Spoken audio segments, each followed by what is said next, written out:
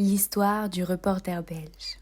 Les aventures de Tintin constituent une série de bandes dessinées créées par le dessinateur et scénariste belge Hergé, dont l'anniversaire est le 22 mai.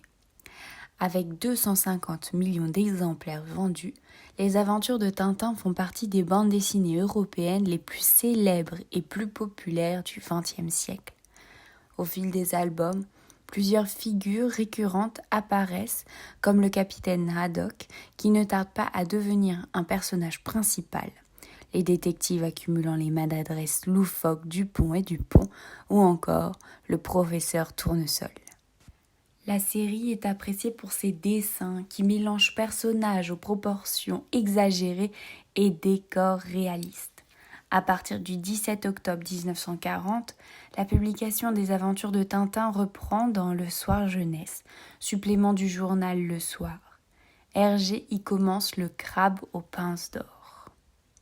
À partir du 26 septembre 1946, après une période d'interdiction de publication, les aventures de Tintin sont prépubliées dans le journal Tintin avec le Temple du Soleil. Les histoires racontées dans les aventures de Tintin font toujours la part belle à l'humour, peau de banane, contrebalancé dans les albums les plus tardifs par une certaine ironie et une réflexion sur la société. Les 9 premiers albums ont d'abord été publiés en noir et blanc. Bien qu'initialement publiés en couleur, les albums L'Étoile mystérieuse et Tintin au pays de l'or noir ont également fait l'objet d'une seconde version, plus neutre politiquement.